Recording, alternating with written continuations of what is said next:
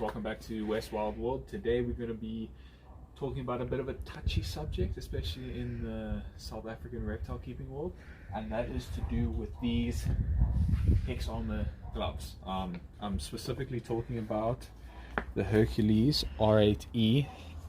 Don't know, yeah, you can just see it, R8E 3180. These are the only gloves that I recommend, and only gloves that I use. So I'm going to throw up a video about a local snake catcher that happened. Sorry about the cars, I'm doing it outside. But I'm going to throw up a video right now about a local snake catcher who actually got bit through these gloves.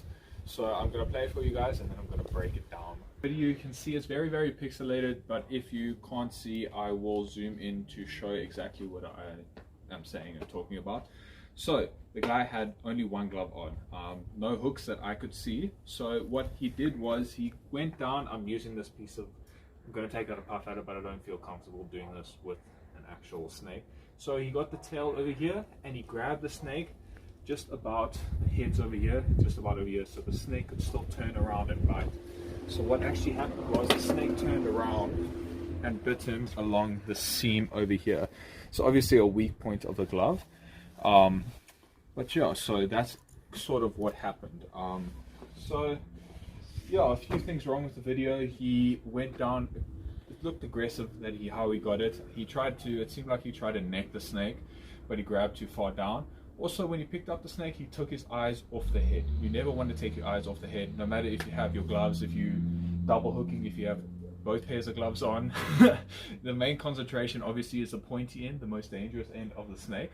So yeah, this video isn't in critique of this guy, but it's just that I got some grief because of the situation from using these gloves, and I just want to talk about it. Obviously everyone makes mistakes, and I think the guy will say himself that he made a mistake while he was doing this. I think he got too complacent with it, and yeah, I'm going to explain why I use these gloves, what he could have done different. But yeah, I'm going to get out the puff adder and I'll speak about that now. This isn't how I would usually do a puff adder call out, because obviously this is my captive bred puff adder. I don't usually use gloves on a call out. Obviously they are an awesome tool to have.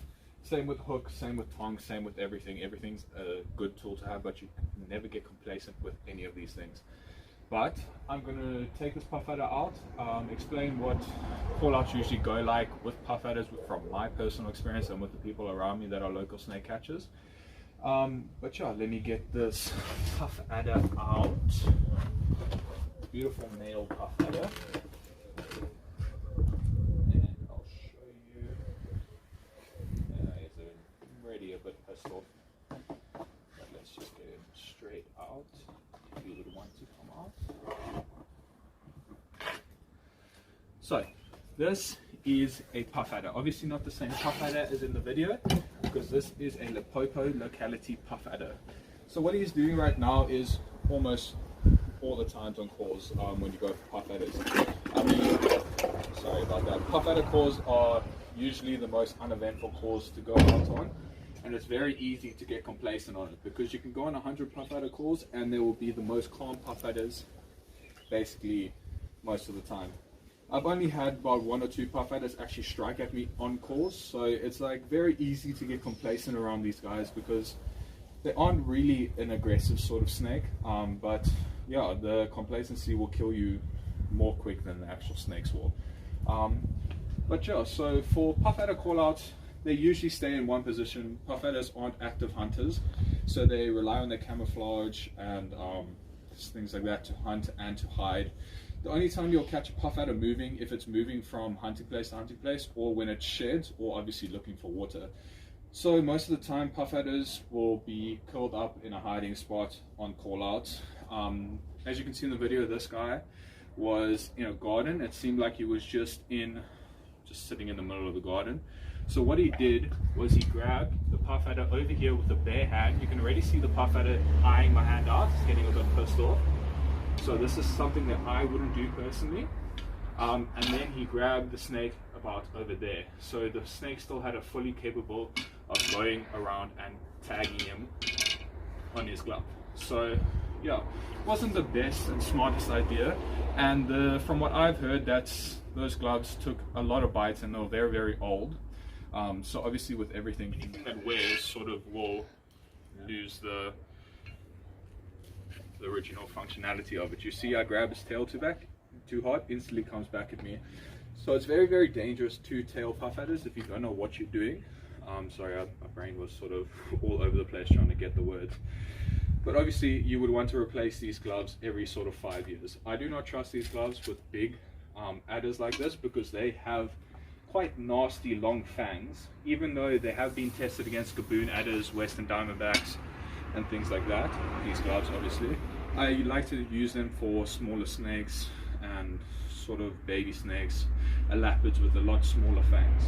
And again, you can't just solely rely on these gloves to save you. It's sort of the last resort. It's if you do make a mistake and a snake does try and tag you, it's always good to have these on. I'd always want these on if a snake's going to tag my hand, compared to not having it on. But yeah, so what I would usually do, I wouldn't use the gloves on call-outs, obviously not. So what I would usually do is just either, I didn't see that he had a hook, so what I would do is hook the snake up like that, go down low, get the tail, easy as that, and obviously just take it to wherever you need to. And I mean, puff adder calls could be easily like that. I mean, you can also just not tail the snake and just hook it. I don't really recommend this, obviously for newer people. It's a lot easier to do this because there's a lot less interaction with the snake. But just hook it like this. Even if you have another hook, double hook it, and then just put it straight into whatever you're holding. And it limits the, the risk factor of it. So the gloves are definitely a good tool to have. I think they're a life-saving tool. I'll trust it with my life. And I don't think you should get the flack and things for using them. Obviously they're not 100% foolproof, and nothing is when it comes to snake handling. But I think that they are a necessary tool to own, and obviously to replace every so often, and not become completely complacent when you are wearing them. But yeah, I've created this video because I did get some flack from wearing the gloves with my baby Gaboons, and I just wanted to get my opinion out there, especially about the local guy that did get bit in South Africa. And I also don't want this to be a hate video towards that guy. I'm not going to mention the guy, and obviously if he wants the video part of his video taken down and out of the video, I will completely take it out and agree with that. There's no problem with that. But I think we should learn from each other's mistakes, and I mean, none of us are perfect, and we can always learn no matter how long we've been doing this. But yeah, thank you guys so much for watching, and I'll see you all in the next video.